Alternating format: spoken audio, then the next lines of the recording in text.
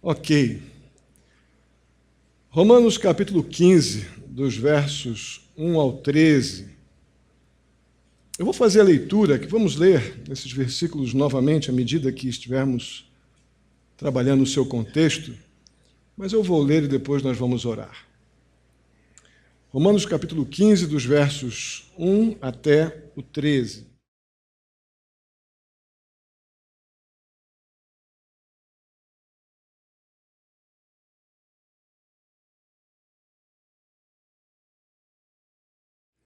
O apóstolo Paulo está chegando ao final desse extraordinário livro.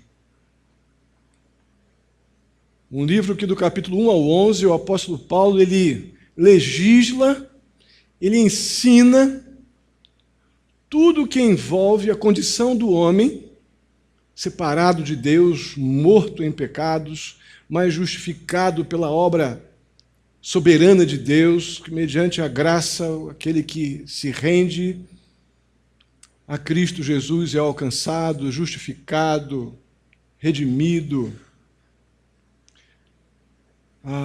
No capítulo 12 em diante, o apóstolo Paulo, ele começa a cobrar ou a ensinar os crentes a responder corretamente a tudo que foi ensinado, no capítulo 1 ao 11. E aqui, em particular, nos capítulos 14, 15 e 16, mas principalmente no 14 e na primeira parte que veremos hoje, do 15,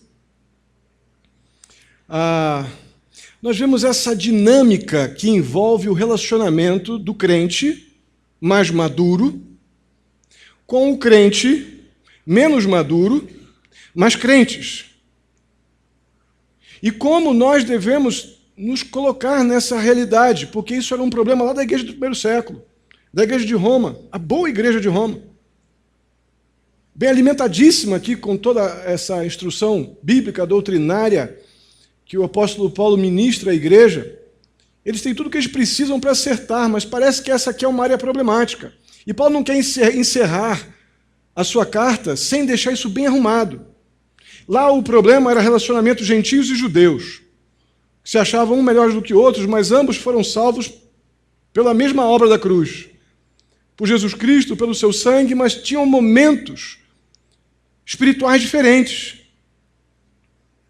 E Paulo ensina que eles não devem aprender a lidar com essa diferença, com sabedoria, porque foram alcançados com a mesma graça. E estamos tratando desse assunto desde o capítulo 14, e agora entramos no capítulo 15, os versos 1 a 13. E para começarmos a falar sobre isso, eu quero mencionar uma sentença que Agostinho, um teólogo que se tornou bispo de Hipona, que era uma província de Roma, lá no primeiro século, um homem que se esmerou grandemente em conhecer o Senhor, em produzir uma boa teologia bíblica e sistemática, que até hoje ela é repetida. Olha quanto tempo Agostinho ele viveu no período de 354 a 430 depois de Cristo. Este homem tem uma influência muito forte sobre a boa teologia bíblica dos nossos dias. E durante a história, Martinho Lutero, lá no século XVI, foi fortemente influenciado por Agostinho de Hipona. E ele escreveu algo muito importante que tem tudo a ver com o que estamos falando, esse desafio que é lidarmos com essa questão do fraco e do forte e como lidar com isso, como nos relacionar, principalmente no texto de hoje, que vai ser a última abordagem que o apóstolo Paulo vai fazer nesse tema, finalizando a sua carta aos Romanos. Agostinho de Hipona diz o seguinte, vamos ver se eu não passei outra aqui. No essencial, unidade. No não essencial, liberdade. Falamos sobre isso no capítulo 14. Mas em tudo, no capítulo 14 e no 15, devemos vivenciar, experimentar o amor de Deus que temos recebido. Gentios, judeus, nós aqui com alguns com um pouco mais de recursos, outros com menos recursos de instrução bíblica, outros com menos, mas todos fomos alcançados pela graça de Deus, pelo amor de Deus através de Jesus Cristo. Mas essa frase ela vai me ajudar muito hoje a entendermos o que está acontecendo aqui nos versos 1 a 13 de Romanos 15. No essencial, unidade. No não essencial, liberdade. Mas em tudo, o amor. Na verdade, a vida cristã ela põe de cabeça para baixo o que a nossa sociedade, o mundo de forma geral, pensa sobre esse relacionamento do forte e do fraco, ou do fraco e do forte. O mundo pensa de forma muito fácil. As pessoas que não têm a mente de Cristo, e até às vezes, para nos surpreender, alguns que não deveriam fazer isso, mas fazem, aqueles que pelo poder econômico, pelo poder intelectual ou coisas assim, usam esse aspecto de fortaleza externa ou meramente material para oprimir o fraco. Isso no mundo que a gente vive é a lei do mais forte. Se eu sou mais forte, eu piso no mais fraco, e o mais fraco vai me servir. E eu vou oprimi-lo. Aí vem o Evangelho e coloca isso ao avesso. Puxa isso ao avesso. A Bíblia transforma essa mentalidade e requer que o salvo no Senhor Jesus Cristo tenha uma mente transformada pelas Escrituras em relação a este relacionamento do forte e do fraco, tudo visando a glória de Deus. E assim o apóstolo Paulo começa o versículo 1, dizendo: nós que somos fortes, devemos suportar as fraquezas dos fracos e não agradar a nós mesmos. Cada um de nós deve agradar ao seu próximo para o bem dele, a fim de edificá-lo. Nós já falamos na mensagem no capítulo 14, nas duas mensagens do capítulo 14, sobre o que significa esse fraco e o forte. Para aqueles que não estavam aqui, estamos lidando com aqueles que tiveram mais tempo com as Escrituras, têm mais conteúdo bíblico, por isso decidem sobre algumas coisas com mais liberdade espiritual, porque sabem o que é, o que não é, o que deve, o que não deve, o que é bíblico, o que é que Deus nos mostra nas Escrituras e o que Deus não mostra. E aqueles irmãos mais novos na fé, que têm pouca instrução bíblica e que acham, por exemplo, que o diabo está atrás de todos os postes que a gente passa na rua. Como eu, por muito tempo, vivenciei isso lá na igreja, no Rio de Janeiro. Eu voltava para casa das vigílias, olhando atrás dos postes, porque a sombra que eu vinha expulsava demônio. Lembra disso? Até as Escrituras me ensinarem que a coisa não é exatamente assim. Mas somos crentes. Eu amava Jesus como aqueles mais maduros amam. E o apóstolo Paulo legisla, então, no capítulo 14, sobre essa questão de que o mais forte não deve desprezar o mais fraco e nem o mais fraco deve condenar as decisões baseadas nas Escrituras que os mais fortes tomam. Devem, então, pelo amor do Senhor, aprender a viver com aquilo que não é essencial, a nossa fé e a nossa salvação, viver com a liberdade devida, sem condenar ou desprezar um ou outro, naquilo que não é essencial, mas naquilo que é essencial a gente tem que fechar. Se não fechar, aí é outra história. E aquilo que é essencial está, obviamente, fundamentado nas verdades que envolvem nossa salvação, eternidade, perdão de pecados, essas questões, obviamente, salvíficas. Não é? E algumas outras, e tantas outras, na verdade. Mas nesse versículo aqui, em particular, eu quero começar destacando o verbo suportar. Sempre me chamou a atenção, neste versículo, este verbo. Esse verbo ele está, dentro do contexto, está ligado à ideia de carregar, levar a carga. Por aqui, ó. Levar nas costas. Suportar. Ou seja, o apóstolo Paulo não está sugerindo aqui que a gente tem que simplesmente tolerar as fraquezas ou a versão revista atualizada vai usar delírios, ou a corrigida, dos mais fracos, em relação às coisas que não são essenciais. Não é um mero tolerar, não é um mero, que se dane, está fazendo isso aí, deixa para lá. Mas é literalmente ajudar. É ajudar aqueles irmãos mais fracos a carregar suas cargas, na prática do amor bíblico, um amor muito prático. E uma verdade, irmãos, que a gente não pode deixar de lado,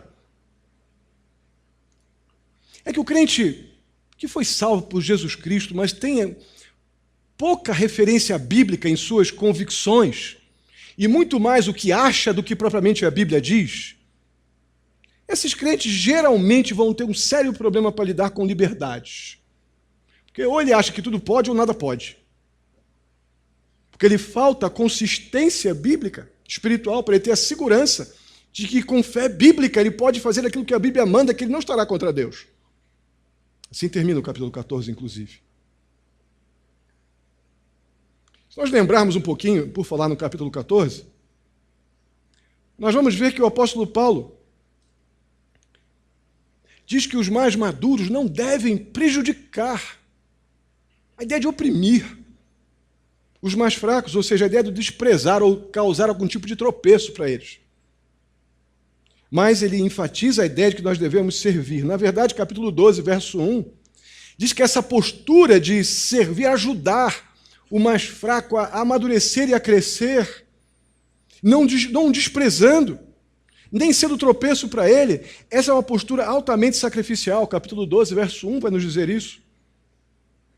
Isso vai nos levar para aquilo que esse capítulo 15 está dizendo aqui no verso 1. Essa postura mental, essa decisão do coração, vai nos levar a uma negação do interesse próprio e do egoísmo. Porque uma das coisas que nos impede muito em atuar na direção do outro, como sem egoísmo, é a tal do botar os meus interesses sempre em primeiro lugar, que já é um egoísmo.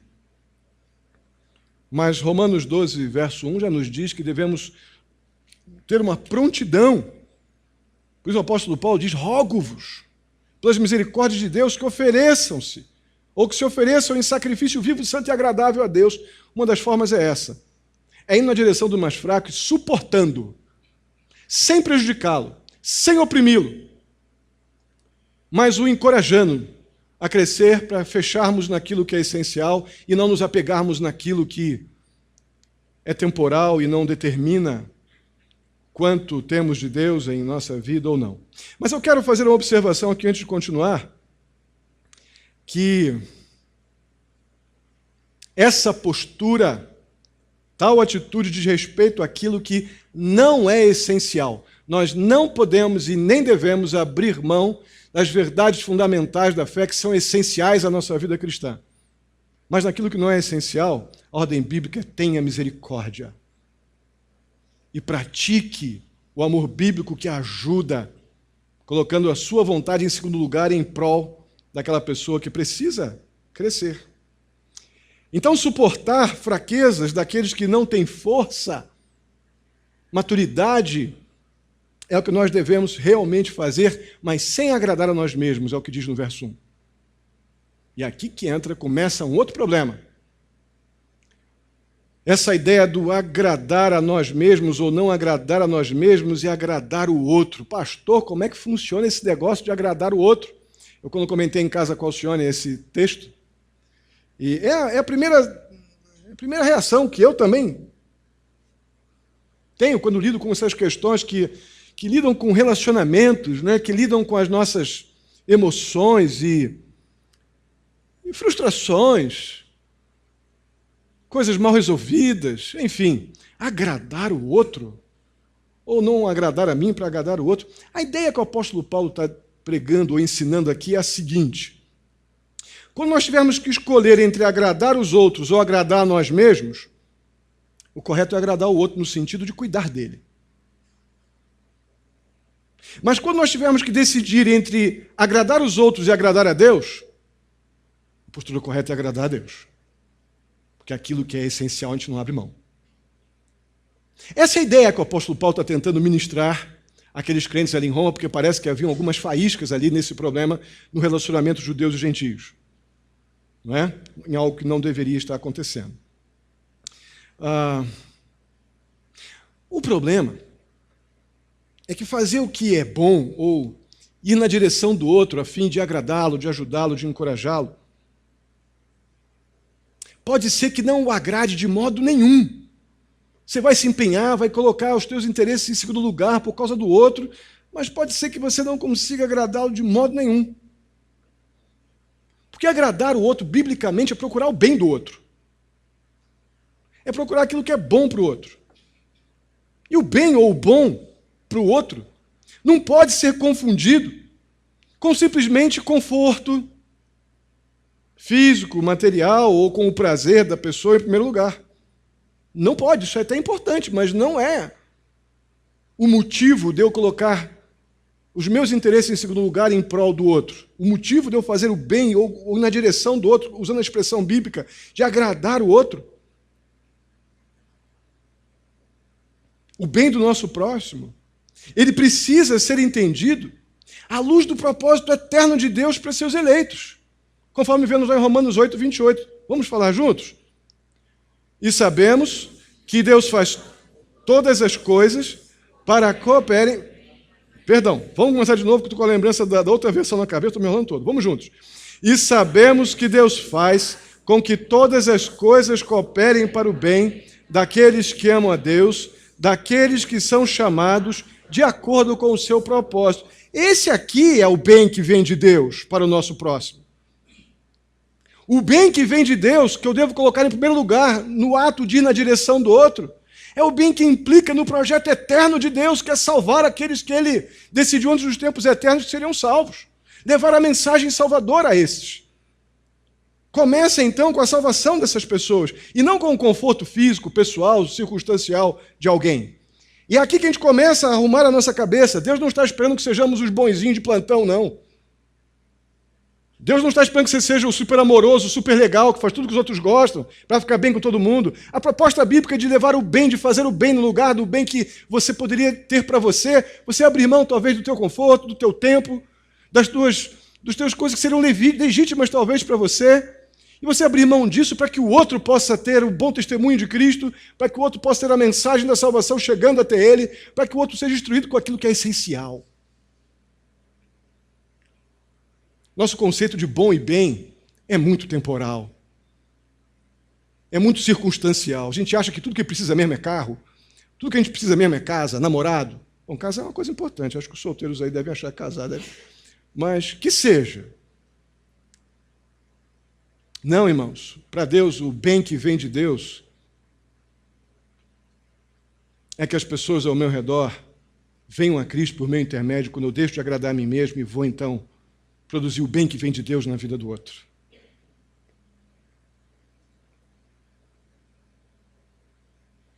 Então, um crente que ele deve acrescentar à vida das pessoas tudo que possa cooperar com o seu crescimento e edificação, é o que vemos no verso 2. Cada um de nós deve agradar ao seu próximo para o bem dele, a fim de que ele cresça, a fim de que ele seja edificado. Isso é bem diferente de uma proposta temporal de coisas que a gente possa comprar com dinheiro ou alguma coisa bem circunstancial que eu possa promover na vida de alguém. Este bem que vem de Deus tem impacto eterno, porque a pessoa que é alcançada pela graça do Senhor Jesus, ela vai estar entre aqueles lá de Romanos 8, 28, que são chamados de acordo com o seu propósito. Então, não somente nós estamos produzindo bem na vida da pessoa, como estamos sendo úteis na propagação do Evangelho, para que essas pessoas tenham o privilégio de ter um encontro real com Jesus Cristo e receba o bem eterno da parte de Deus, a sua salvação e o reino dos céus prometido àqueles que o amam.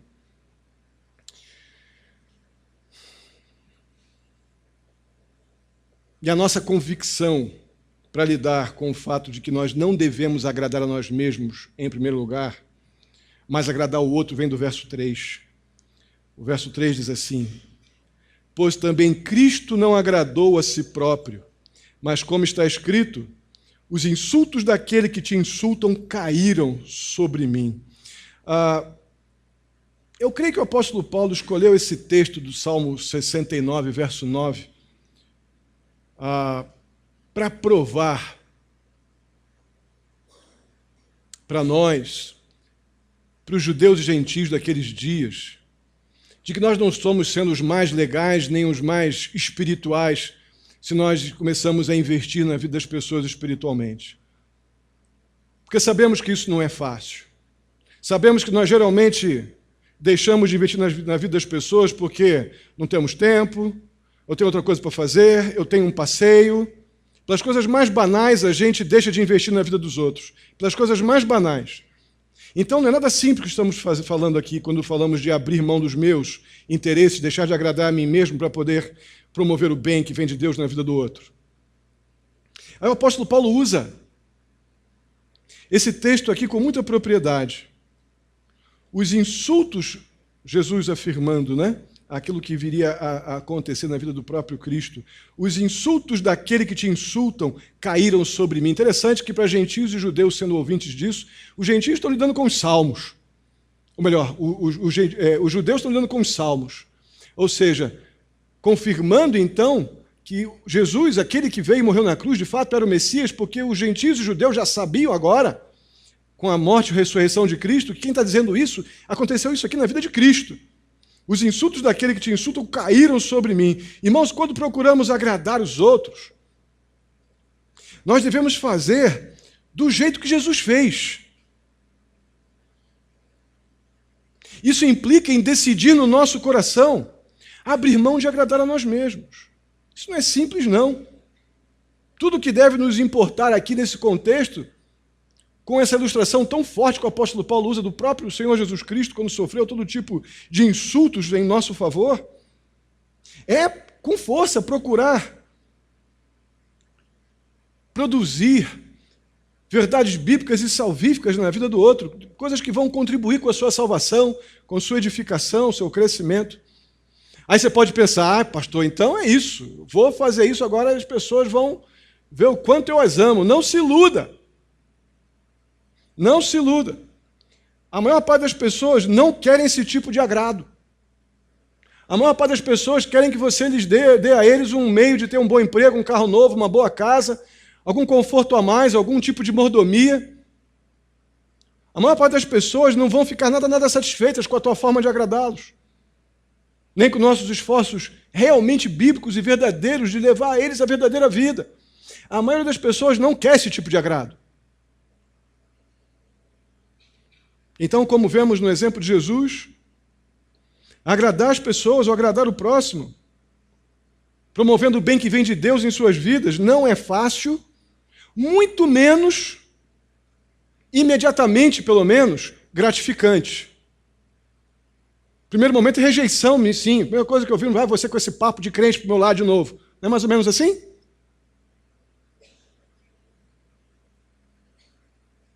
Mas eu creio que o apóstolo Paulo tinha em mente esse Salmo 69, 9, quando ele nos traz o verso 4. Pois tudo que foi escrito no passado foi escrito para nos ensinar, de forma que, por meio da perseverança e do bom ânimo, procedentes das Escrituras, mantenhamos a nossa esperança.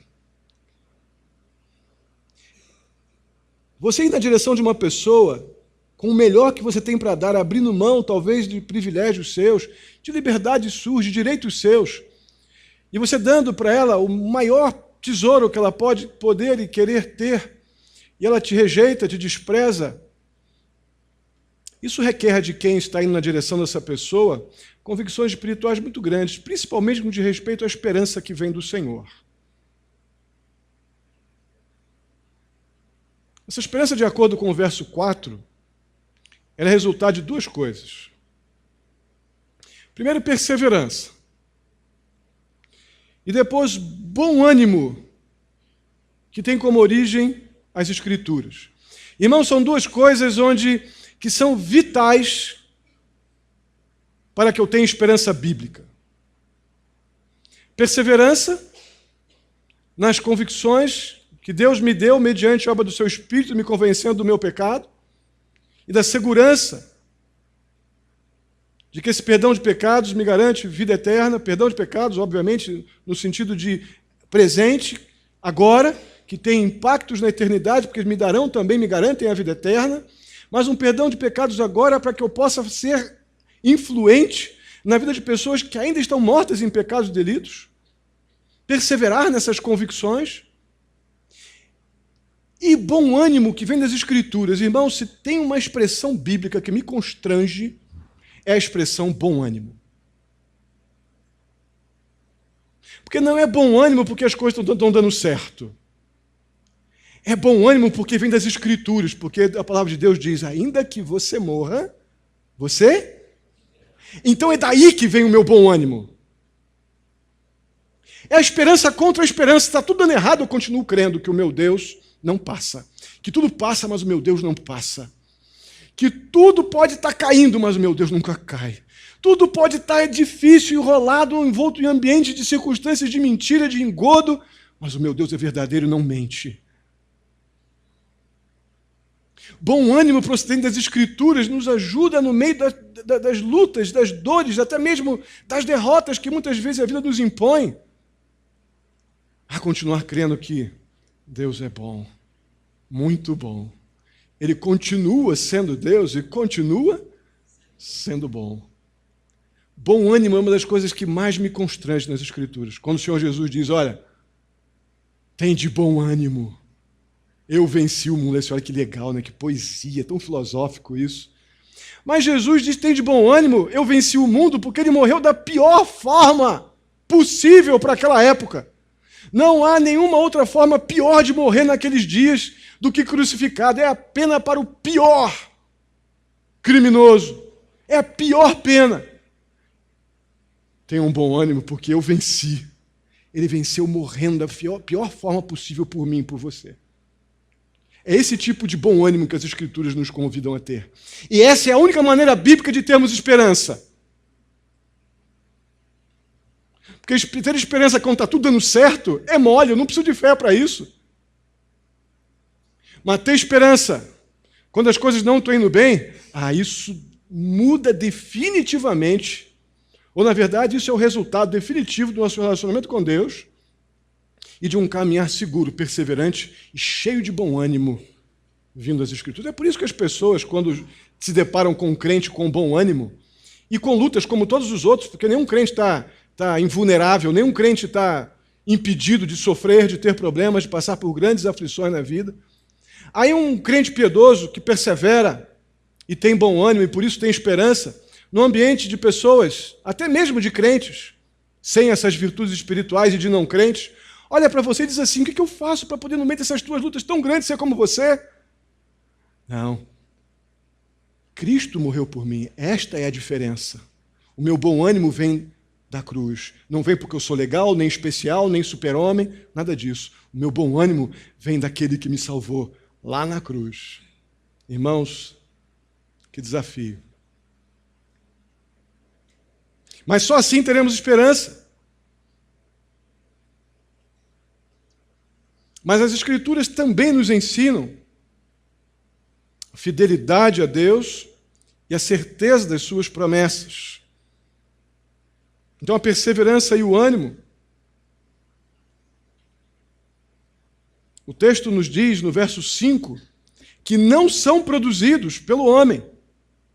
Vem de Deus. O Deus que concede perseverança e ânimo, olha só. Então, para que eu receba isso da parte de Deus, sem dúvida alguma, eu tenho que estar em Cristo. Porque isso não vem de supermercado. Eu não compro perseverança e ânimo para ter esperança num local que apenas está dizendo que lá agora vai ter uma oração forte, vai ter um fogo estranho lá, vai ter alguma coisa que você vai ganhar. Não, esperança, bom ânimo, ou melhor, perseverança e bom ânimo que gera esperança, vem sempre, unicamente, do Senhor. Da mesma forma, a unidade. Unidade não é algo que a gente produz porque somos legais, porque gostamos de fazer nossos ajuntamentos para comer uma carninha. Os crentes daqui em particular não podem ajuntar porque come. Ajuntou, come. Né? Isso é muito legal. Mas não é isso que gera unidade.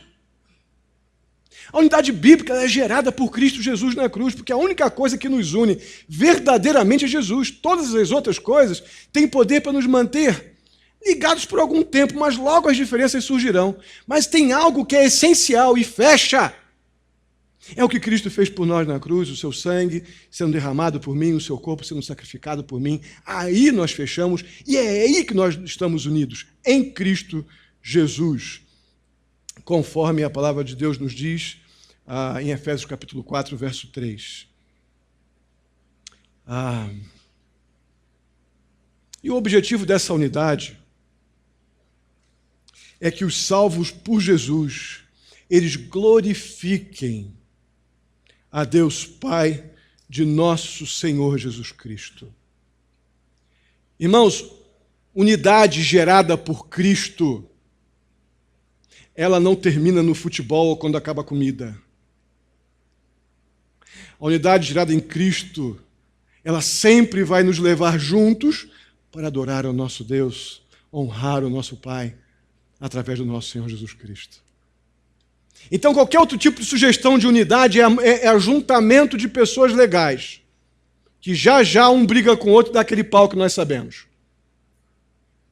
Mas a verdadeira unidade que nos mantém juntos aqui, até o dia de termos nosso encontro com Cristo, é aquela que promove a glória do Senhor. Sempre será assim. Amém? Por isso que os conflitos por convicções não essenciais ou pessoais têm que ser deixados de lado, irmãos. No lugar disso, entra louvor verdadeiro, adoração verdadeira que é devida a Deus. A gente perde tempo demais com banalidades, com aquilo que não é essencial.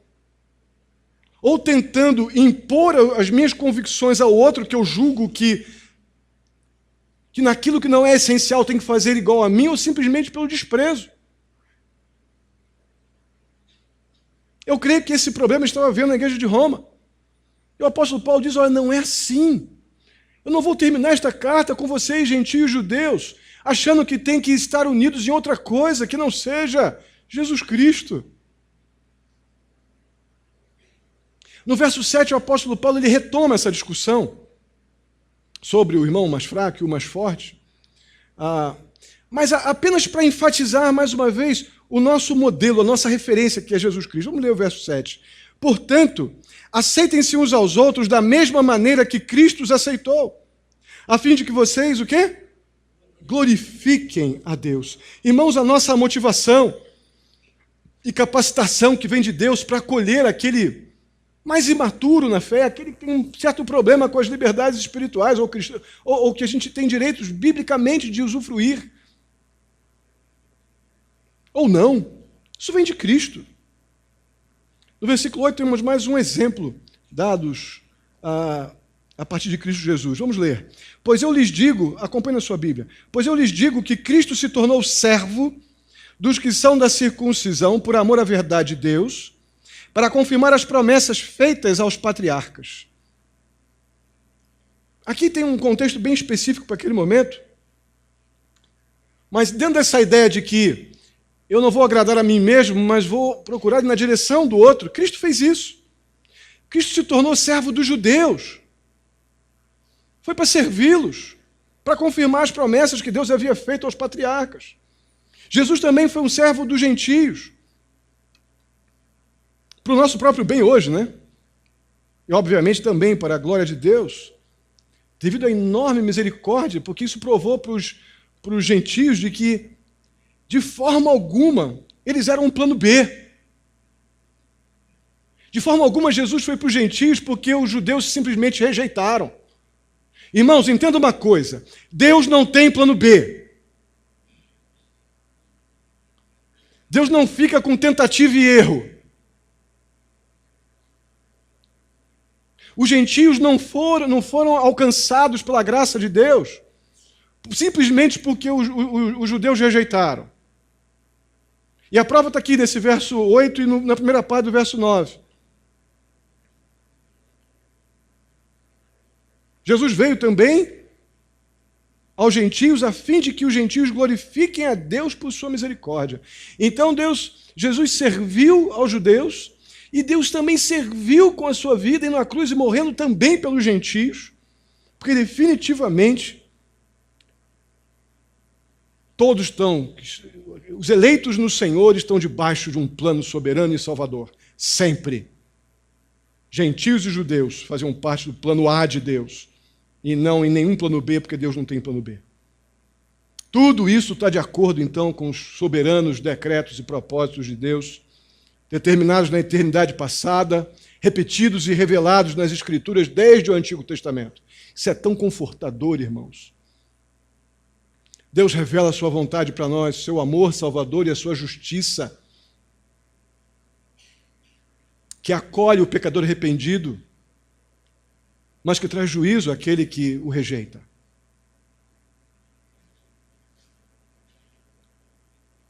Por isso que o apóstolo Paulo, aqui na segunda metade do verso 9 até o verso 12, ele usa 4 textos do Antigo Testamento para mostrar tanto para gentios e judeus como eles estavam totalmente inclusos e como a palavra de Deus aponta para eles o tempo todo.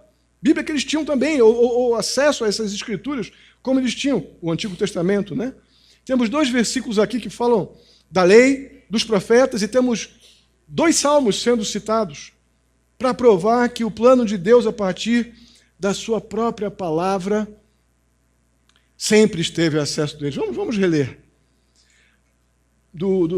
Segunda parte do verso 9 até o verso 12. Vamos ler juntos? Vamos lá. Por isso eu te louvarei entre os gentios, cantarei louvores ao teu nome. E também diz, cantarei de alegria aos gentios com o povo dele. E mais, louvem o Senhor, todos vocês gentios, cantem louvores a ele, todos os povos. E Isaías também disse, brotará a raiz de Jessé, aquele que se levantará para reinar sobre os gentios. Estes colocarão nele a sua esperança. Irmãos, esses versos aqui, Paulo cita do Antigo Testamento, eles são uma descrição do céu. São realidades celestiais que gentios, judeus, nós, mais fracos ou mais fortes, mais maduros ou menos maduros, se salvos por Jesus Cristo, desfrutaremos essas verdades espirituais no céu, com o Senhor. E se o céu é um lugar que Deus preparou para estarmos na eternidade, adorando e servindo, irmãos, eu e você não podemos deixar de acolher aquele crente mais imaturo, aquele salvo por Jesus que não amadureceu ainda, que tem problemas com liberdades cristãs, algumas acham que coisas podem, outras não podem, porque ele não tem ainda, não buscou diligentemente, talvez não tenha sido ensinado. E você vai poder pacientemente acolhê-lo, abrindo mão, talvez, dos seus privilégios para poder ir na direção desse mais fraco, sem desprezá-lo, sem condená-lo ou causar tropeço à vida dele. Então nós devemos, sem dúvida alguma, acolher. Essa palavra aceitar, ela tem essa conotação e esse tom dessa palavra acolher, ela mexe muito comigo. Que acolher não implica em concordar com tudo. A palavra aceitar, ela tem uma implicação mais forte. Ela parece que ela nos leva à ideia de que não pode vir como está. Não, se é antibíblico, se é essencial e está pisando na bola, eu vou mostrar o que a Bíblia diz para ele. Mas o acolher é a ideia de trás para junto, não afasta. Para que você possa cuidar, para que você possa investir. Para que você possa investir no bem que vem de Deus. Essa pessoa provavelmente, ou talvez ela está até no ambiente evangélico, mas nunca teve encontro com Jesus Cristo. Ou já tenha tido encontro com Jesus Cristo, mas é tão imatura na fé que não tem resistência para lidar com uma dificuldade que a vida impõe. São tantas que a vida nos impõe, né, irmãos? Mas se eu simplesmente já vou banir essa pessoa porque ela faz diferente de mim, porque eu estou numa posição que Deus nunca me colocou, de superstar porque eu sou salvo, não, eu sou um miserável pecador que foi alcançado pela graça. Eu fui um que estava morto em pecados e delitos e Deus me deu vida por causa dele mesmo. Então, se eu tenho mais do Senhor hoje, porque eu tenho buscado conhecê-lo pela sua palavra, mais misericórdia, mais compaixão, mais do Senhor, eu preciso dar para aquele que ainda está capengando, mas teve um encontro com Cristo, com o meu Salvador, que é o dele também.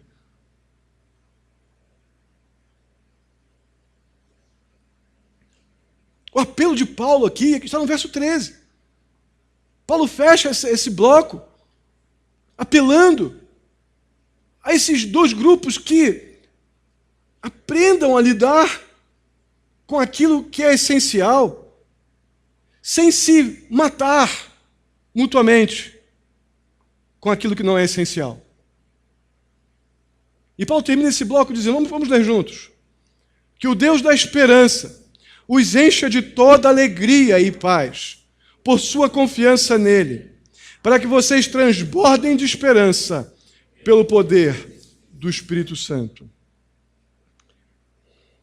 Irmãos, o projeto de Paulo com todo esse ensino para uma convivência que promove a glória de Deus no nosso dia a dia, é para que tanto um grupo quanto o outro sejam edificados, a fim de que todos nós possamos, a partir dessa unidade gerada pela cruz, louvar a Deus juntos, de acordo com o seu propósito para a sua glória.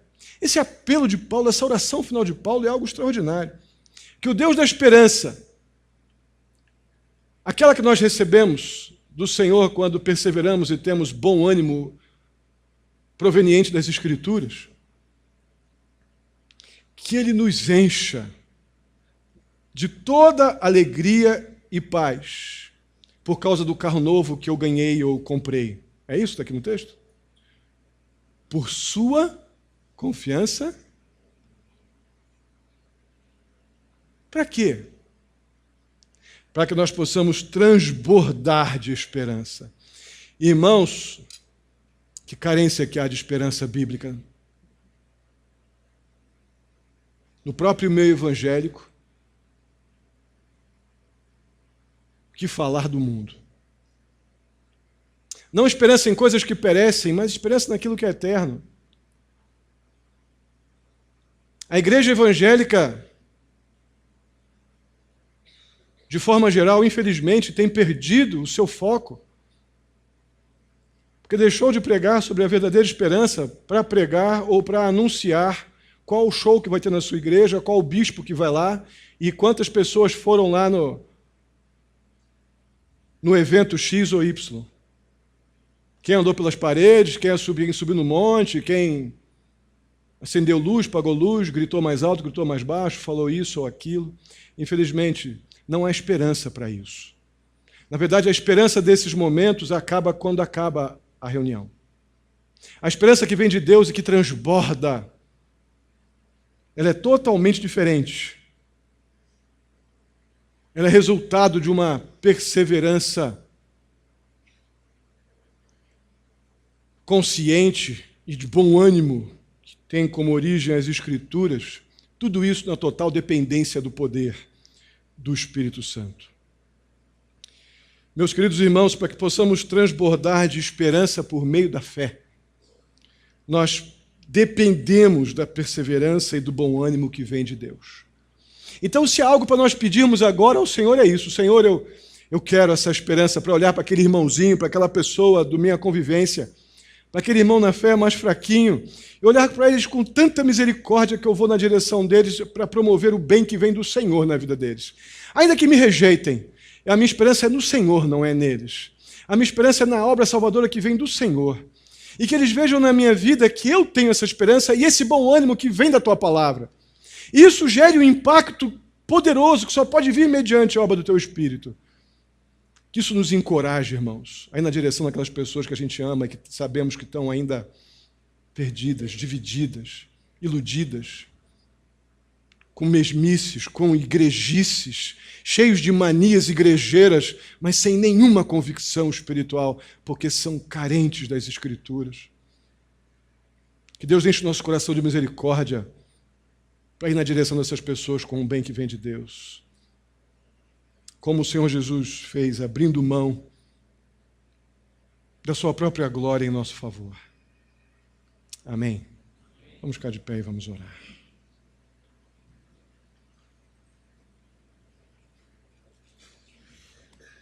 Bondoso e amado Deus, muitíssimo obrigado, muito obrigado pela Tua palavra, ó Deus, que nos liga de forma muito... Tua palavra que nos comissiona, ó Pai, uma postura de socorristas, uma postura de misericórdia, de compaixão, de fragilidade, diante desse amor inexplicável que nos alcançou, nos levando a contemplar, ó Deus, ou lembrar de pessoas que estão ao nosso redor, sendo esmagadas, ó Deus, por todos esses costumes igrejeiros que estão atrofiando a vida espiritual das pessoas, prendendo a conceitos, a dogmas, a ritualismos inúteis. Que amemos essas pessoas e possamos, ó Deus, promover o bem que vem do Senhor. Muito obrigado pela tua palavra. Muito obrigado por podermos olhar para o céu, ó Deus, e lembrar que, mesmo queridos que estão com práticas diferentes, mas se foram salvos por Jesus Cristo, nós estaremos juntos na eternidade. Por outro lado, ó Deus, quantos privilégios espirituais essas pessoas estão perdendo porque não estão presas ao essencial. Tem misericórdia, ó Deus, tem misericórdia. Ajuda-nos a sermos promotores de boas novas, cheios de misericórdia em nosso coração, postura ajudadora. Muito obrigado. Obrigado pela tua palavra, por cada um aqui nesta noite, desde a nossa escola bíblica dominical, na nossa assembleia. Obrigado porque tudo correu debaixo da tua graça. Tenho absoluta convicção da tua soberania sobre todos os eventos que estamos envolvidos. E nisso eu descanso meu coração, porque o Senhor é o nosso bom pastor. É o Senhor que nos guia e nos dirige. Te agradeço muito por tudo isso. Leva-nos em paz para os nossos lares, dá-nos uma semana em tudo guardada, protegida, dirigida pelo Senhor. Assim eu te peço, em nome de Jesus, que a graça do nosso Senhor e Salvador Jesus Cristo, o amor de Deus, nosso amado Pai, a comunhão e a consolação do Espírito Santo esteja sobre a vida de cada um de vós, queridos irmãos, hoje e até a vinda do nosso Senhor Jesus Cristo. Amém e amém.